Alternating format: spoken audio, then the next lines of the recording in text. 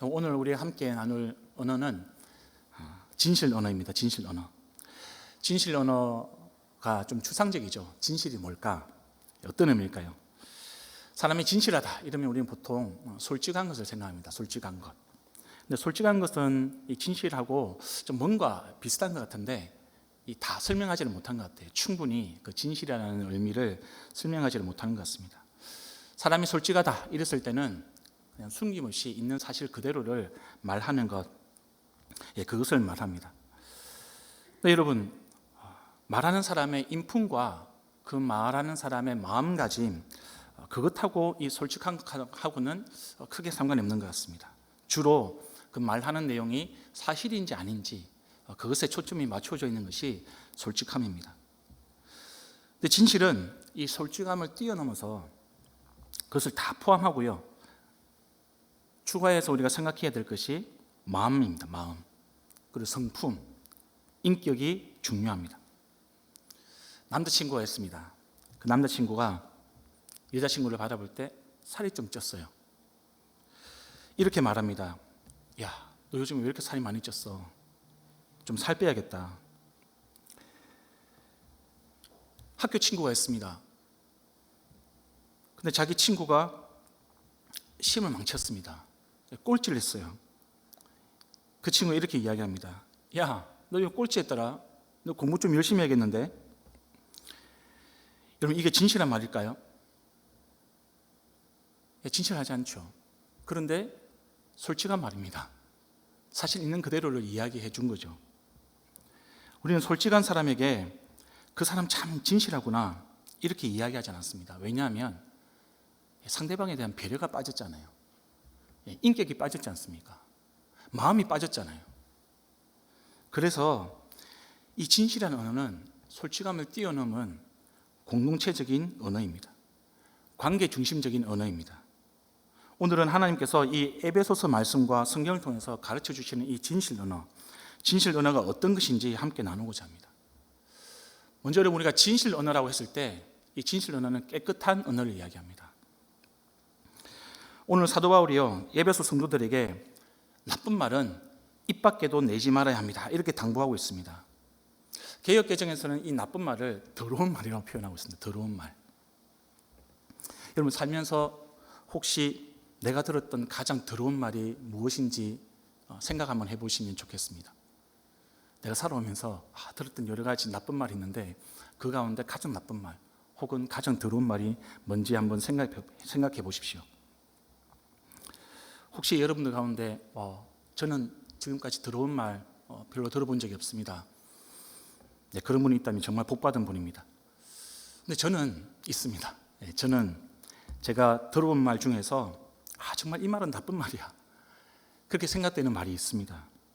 이 말 군대 훈련소에서 들었습니다. 이 교관이 하는 욕설이었거든요. 근데 제가 평소에 알고 있는 욕설과 전혀 다른 차원이 다른 욕설을 하는 거예요. 그래서 아직도 기억에 생생하게 남아 있습니다. 저를 비롯해서 이제 훈련생들이 태도가 마음에 안 들었던 모양이에요. 교관이 욕을 했는데 우리 눈 자유가 있지 않습니까? 이 눈동자가 있는데 이렇게 검은 부분이 있고 흰 부분이 있는데 이 검은 눈동자를 먹물에 비유하면서 막 욕을 하는 거예요. 차마 이 강대상에서는 좀 표현하고 생각하는 것만으로도 굉장히 불경스러운 그런 좀 더러운 말이었습니다. 요즘 군대가 예전보다는 많이 나아졌다고 해서 정말 다행스럽게 생각합니다. 그런데 여러분, 인격을 모독하는 그런 욕설은 빨리 사라져야 되는 거겠죠. 아마 저처럼 많은 분들이 욕설을 들어본 적이 있을 겁니다. 욕설을 들을 때 어떤 기분이 드십니까? 어떤 마음이 드세요? 우리의 인격이 손상되는 망가진 느낌이 듭니다. 하나님께서는 우리를 하나님의 형상으로 창조하셨습니다. 하나님은 우리를 하나님의 걸작품으로 생각하십니다. 그런데 욕설이라는 게 뭐죠? 그것을 거스르는 말입니다. 우리의 하나님의 형상으로서의 가치를 떨어뜨리는 말입니다. 근데 여러분, 욕설만 그런 걸까요? 더러운 말이, 나쁜 말이 욕설만 있는 것이겠습니까? 아닙니다. 성경은 우리가 버려야 할 나쁜 말이 여러 종류가 있는데 그 더러운 말의 반대말이 깨끗한 말이다 이렇게 이야기하고 있습니다.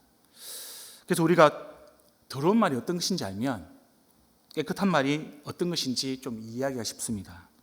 사도 바울이 이 더러운 말이 어떤 것인지 31절에서 이야기해 주고 있습니다. 31절을 한번 보겠습니다.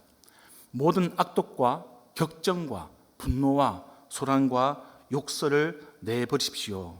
모든 악의와 함께 내버리십시오. 이렇게 되어 있습니다.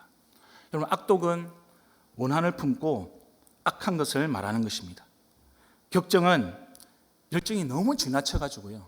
내가 열정이 있습니다. 근데 열정이 너무 지나쳐서 폭발해가지고 자제력을 잃는 것을 격정이라고 이야기합니다. 분노는 폭력적이고 혐오하는 겁니다. 소란이라는 것은 다른 사람에게 큰 소리로 고함을 지르는 겁니다. 욕설은 신이나 인간을 모욕하는 말입니다. 이것이 원어가 가지고 있는 뜻입니다. 바울은 이런 모든 더러운 말이 어디서 나오느냐? 악의에서 나온다고 이야기합니다. 이 악의의 뜻은 인간의 타락, 부패, 인간의 죄성을 이야기합니다. 그러니까 우리가 인간이 타락되었기 때문에, 인간이 죄를 지었기 때문에, 죄성이 우리 가운데 있기 때문에 이런 더러운 말이 나온다라고 이야기하는 거 있는 겁니다. 그러니까 결국 더러운 말은 우리 인간의 부패성, 인간의 죄성을 드러낼 뿐인 거죠.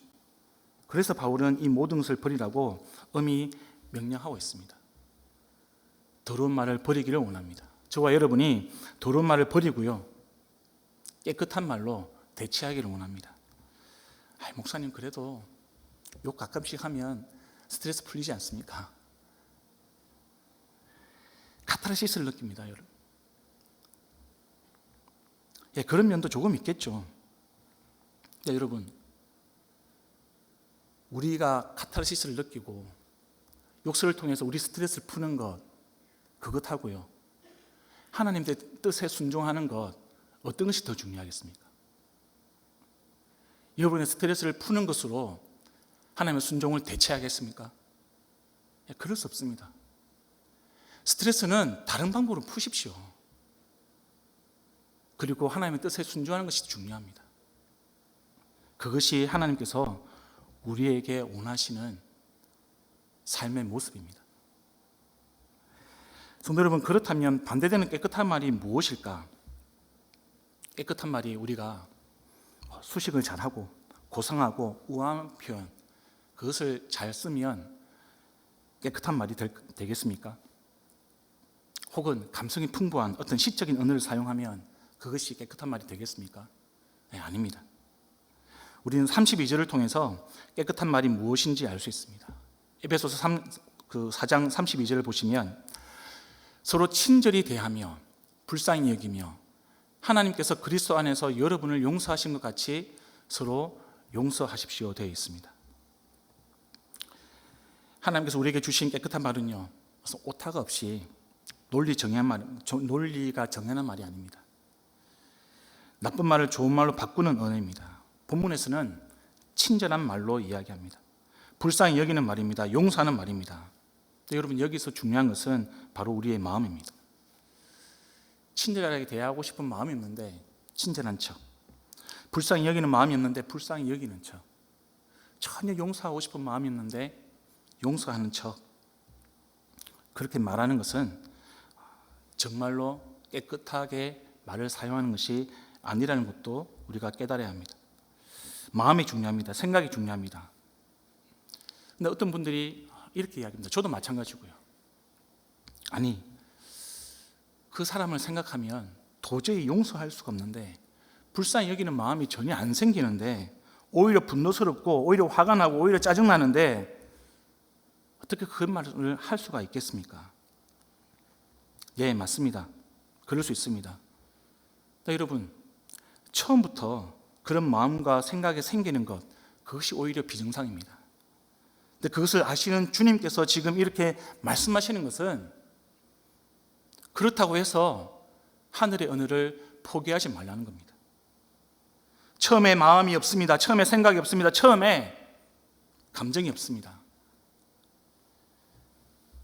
그래서 나와서 기도하라는 겁니다. 그래서 그 마음을 달라고, 그래서 그 감정을 달라고,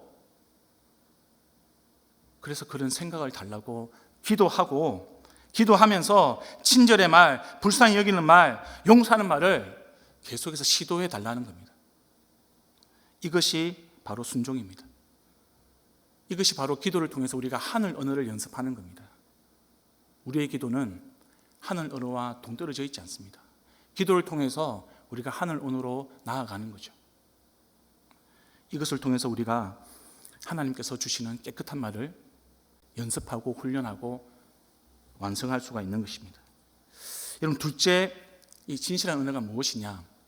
바로 덕을 세우는 말입니다. 덕을 세우는 말. 이제 바울은 덕을 세우는 필요한 말을 적절한 때에 하라, 이렇게 이야기합니다. 개역개정에서는 이것을 덕을 세우는데 소용되는 대로 선한 말을 하라고 표현을 했습니다. 덕을 세우라고 하는데 덕이란 무엇인가? 또 선한 말은 무엇인가? 앞에서 살펴본 깨끗한 말, 그것도 물론 덕을 세우는 말입니다. 아울러서 성경은 그걸 덕을 세운다고 이야기할 때 정직과 연결을 하고 있습니다. 정직한 말이 바로 덕을 세우는 말이라고 성경은 우리에게 가르쳐주고 있습니다.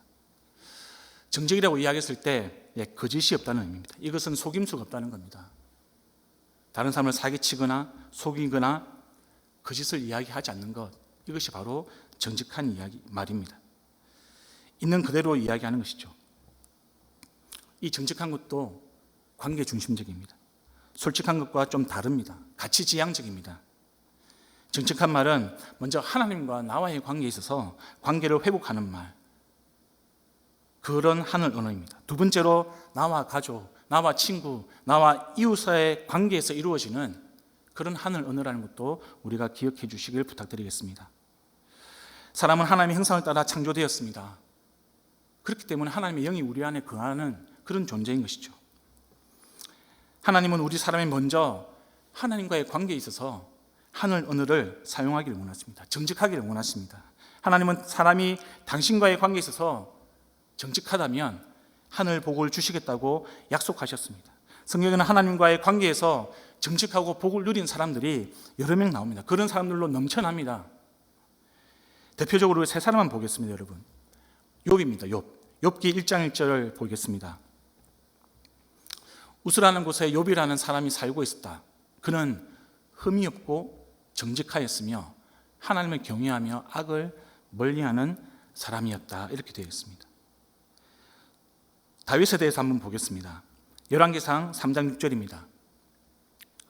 솔로몬이 대답하였다. 주님께서는 주님의 종이요 나의 아버지인 다윗이 진실과 공의와 정직한 마음으로 주님을 모시고 살았다고 해서 큰 은혜를 베풀어 주시고 또 그 큰 은혜로 그를 지켜주셔서 오늘과 같이 이렇게 그 보좌에 앉을 아들까지 주셨습니다. 이렇게 되어 있습니다. 히스기야의 글을 한번 볼까요? 열왕기하 18장 3절입니다. 그는 조상 다윗이 한 모든 것을 그대로 본받아 주님께서 보시기에 올바른 일을 하였다. 여기서 그는 히스기야 왕입니다. 다윗을 쫓아서 그는 주님께서 보시기에 올바른 일을 했다는 거죠. 다윗이 어떻게 살았습니까? 정직한 말을 하고 정직하게 살았습니다. 근데 여러분, 정직의 가장 좋은 모델이 누구일까? 바로 예수님입니다. 예수님이 제자 베드로에게 이렇게 이야기합니다. 십자가의 길을 막아서는 베드로에게 사탄아, 내 뒤로 물러갈지어다. 꾸짖었습니다. 책망했습니다. 매우 직설적입니다. 이것은 위로도 아니었고요, 칭찬도 아니었습니다. 근데 여러분, 이 예수님의 책망, 이 예수님의 교훈, 이것은 정직한 말이었습니다. 베드로와 예수님 사이의 관계에 있어서 가치를 가지고 예수님께서 꾸짖는 말이었습니다. 그 가치가 무엇일까요? 그 가치는 베드로의 변화였습니다. 베드로의 성장이었습니다. 그것이 예수님이 지금 베드로에게 정직한 말을 통해서 이루고자 하시는 생명 언어인 것이죠. 성도 여러분, 때로는 진심 어린 교훈, 진심 어린 책망이 하늘 언어가 될 수가 있는 겁니다. 그렇다고 해서 여러분, 아무에게나 우리가 교훈하고 책망을 할 수 있는 것은 아닙니다. 하나님은 공동체 안에서 질서를 통해서 사람을 정해서 그런 권위를 주셨습니다. 영적 질서를 정해 주셨습니다. 자녀에게는 누구입니까? 부모입니다. 학생들의 누구이죠? 예, 교사입니다. 교회 성도들에게서는 누구입니까? 예, 목자와 목사와 장로들인 것이죠. 이런 질서를 깨트리지 않도록 우리가 유의해야 되죠. 이 질서 안에서 하나님은 베드로를 책망하고 교훈했듯이 우리의 공동체가 그렇게 주님의 몸된 교회가 되기를 원하시는 것이죠. 반대인 사람들도 있습니다, 여러분. 성경에는 그렇게 반대인 사람들, 정직을 버리고 거짓을 쫓아간 사람들이 있습니다. 예, 아담과 하와가 대표적인 것이죠. 창세기 3장 8절을 한번 보겠습니다. 그 남자와 그 아내는 날이 저물고 바람이 서늘할 때에 주 하나님이 동산을 그리시는 소리를 들었다. 남자와 그 아내는 주 하나님의 낯을 피하여서 동산 나무 사이에 숨었다. 12절 한번 다시 보겠습니다. 그 남자는 핑계를 대었다. 하나님께서 저와 함께 살라고 짝지어 주신 여자, 그 여자가 그 나무의 열매를 저에게 주기에 제가 그것을 먹었습니다. 여러분, 숨기는 말, 거짓의 말, 핑계대는 말, 변명하는 말, 이것은 하나님과 우리의 관계를 깨트립니다. 하나님과 우리와의 관계만 깨트립니까? 아니요, 사람과 사람의 사이, 아담과 하와의 사이도 관계도 깨트렸습니다. 근데 진실한 말, 정직을 버리고 거짓말했던 아담과 하와, 그들의 결국이 어떻게 되었습니까? 예, 에덴 동산에서 쫓겨났습니다. 그것이 거짓의 결과였습니다. 요한복음 8장 44절은 이렇게 기록이 되어 있습니다. 너희는 너희 아비인 악마에게서 났으며 또 그 아비의 욕망대로 하려고 한다. 그는 처음부터 살인자였다. 또 그는 진리편에 있지 않다. 그것은 그 속에 진리가 없기 때문이다. 그가 거짓말을 할 때에는 본성에서 그렇게 하는 것이다. 그는 거짓말쟁이며 거짓의 아비이기 때문이다. 여러분, 거짓을 일삼는 자, 그는 사단의 종입니다. 거짓이 거짓을 낳습니다. 거짓은 모든 죄악의 뿌리입니다. 속이는 것은 죄악의 뿌리입니다. 그런 사람을 하나님은 반드시 멸하시겠다고 말씀하셨습니다. 멸하는 말, 우리의 결과가 멸망으로 가는 말, 그것이 바로 거짓입니다. 우리의 영혼이 반드시 병들게 되어 있습니다. 그런 거짓을 끊을 수 있는 말이 바로 정직의 언어입니다. 정직한 말은요, 당장은 손해볼 수 있습니다. 그런데 여러분, 하나님은 정직한 자의 편이시라는 것을 우리가 기억을 해야 합니다. 그것이 우리의 믿음이 되어야 됩니다. 그것이 저와 여러분의 고백이 되어야 되는 것이죠. 이사야서 33장 15절과 16절을 함께 보겠습니다. 의롭게 사는 사람, 정직하게 말하는 사람, 권세를 부려 가난한 사람의 재산을 착취하는 일에 아예 생각하지도 않는 사람, 뇌물을 거절하는 사람, 살인자의 업무에 귀를 막는 사람, 악을 꾀하는 것을 보지 않으려고 눈을 감는 사람, 바로 이런 사람들이 안전한 곳에 산다. 돌로 쌓은 견고한 산성이 그의 은신처가 될 것이다. 먹거리가 끊어지지 않고 마실 물이 떨어지지 않는다. 예, 그렇습니다. 하나님은 정직한 자를 돕습니다. 당장은 손해보는 것 같지만, 당장은 아무런 이익이 없는 것 같지만 하나님이 그의 산성이 되시고요, 하나님이 그의 피할 바위가 되시고 하나님께서 그에게 복을 내려 주시는 겁니다. 이것이 저와 여러분의 믿음입니다. 이것이 저와 여러분의 신앙인 것이죠. 우리는 정직해야 합니다. 정직한 말은 하나님과 우리의 관계를 회복시켜 줍니다. 깨어진 사람과 사람 사이의 관계를 회복시켜 주시는 말입니다. 정직한 말을 통해서 우리 공동체가 회복되는 것입니다. 우리가 믿음을 가지고 이런 정직한 말을 해야 되는 것이죠. 우리에게 유익이기 때문에, 우리에게 이익이기 때문에 우리가 정직한 말을 하는 것이 아니라, 우리가 정직한 말을 하는 이유는 바로 이 하나님의 속성이 정직이기 때문에 그렇습니다. 또한 성경은 여러분, 이 진실한 말이 사랑의 말이라고 우리에게 가르쳐주고 있습니다. 에베소서 5장 1절을 한번 보겠습니다. 그러므로 여러분은 사랑을 받는 자녀답게 하나님을 본받는 사람이 되십시오. 사랑을 받는 자녀답게 하나님을 본받는 사람이 되십시오. 여러분, 자녀는 덕을 세우는 진실한 말을 하는 사람, 바로 사랑을 받는 자녀입니다.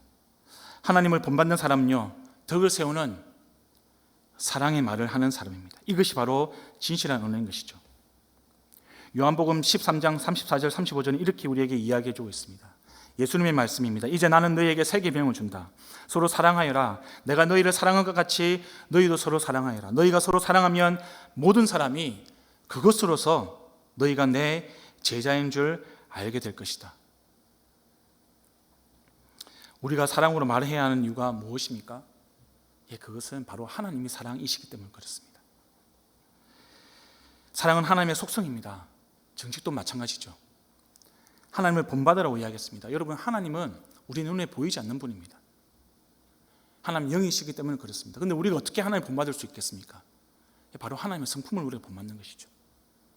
우리의 말을 통해서 하나님의 속성을 우리가 가지는 겁니다. 우리의 마음을 통해서 하나님의 그 사랑의 속성을 우리가 가지는 겁니다.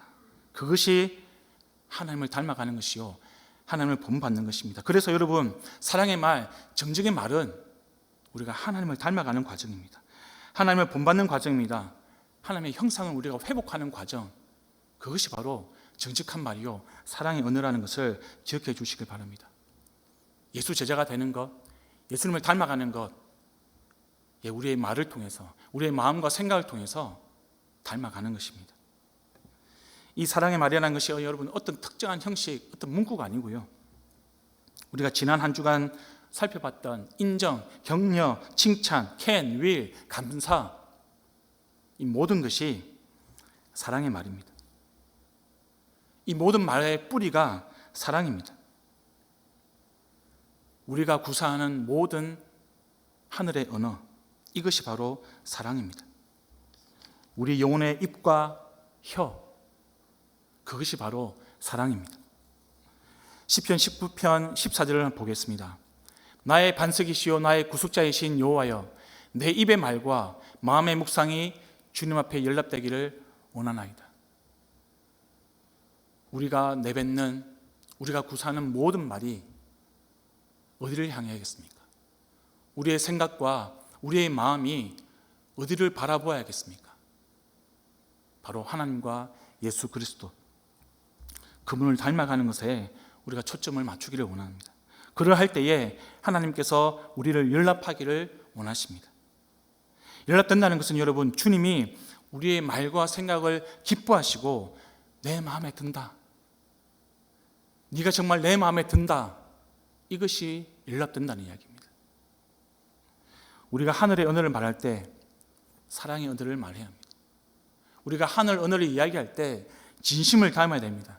우리가 하늘 언어를 이야기할 때 정직을 담아야 되고요, 깨끗한 마음으로 깨끗한 말을 해야 되는 것이죠.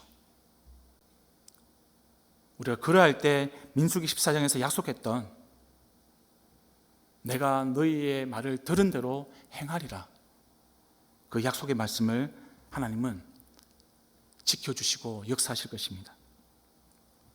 말씀을 맺겠습니다. 여러분, 사도 바울은 우리가 깨끗하고 정직하게 그리고 사랑으로 말하는 것이 진실하다, 그것이 진실한 언어이다, 이렇게 가르쳐주고 있습니다.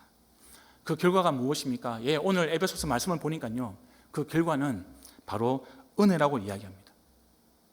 은혜. 은혜가 무엇입니까? 받을 자격이 없는 사람이 선물을 받는 겁니다. 내가 선물 받을 자격이 없는데 그냥 주는 거예요, 조건 없이. 여러분이 정말 바라는 선물이 무엇입니까? 돈입니까? 집입니까? 좋은 직장입니까?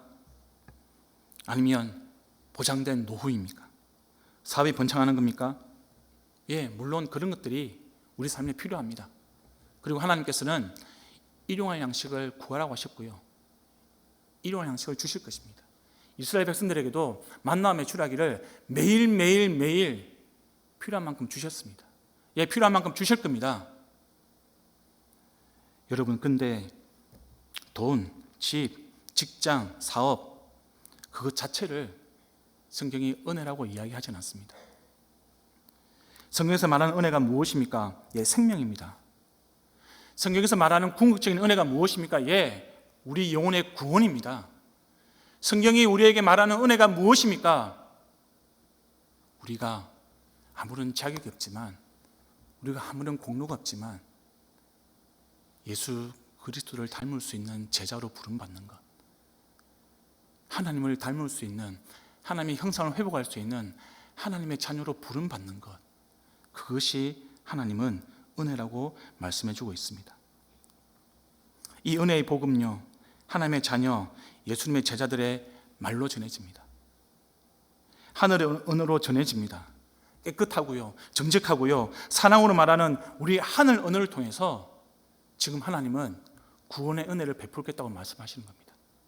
그것이 은혜가 된다고 이야기하는 것이죠. 듣는 사람들이 그 은혜를 누린다라고 지금 하나님은 말씀을 하고 있습니다.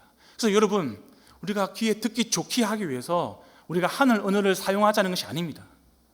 궁극적으로 우리가 하나님께서 우리에게 하늘 언어를 사용하기를 원하시는 이유는 내 영혼이 주 예수 그리스도를 본받고요, 내가 하는 말을 통하여서 영혼이 살아나는 것, 영혼이 구원받는 그 은혜를 주시기 위해서 우리에게 하늘 언어를 주셨다는 것을 우리가 명심을 해야 하는 것입니다.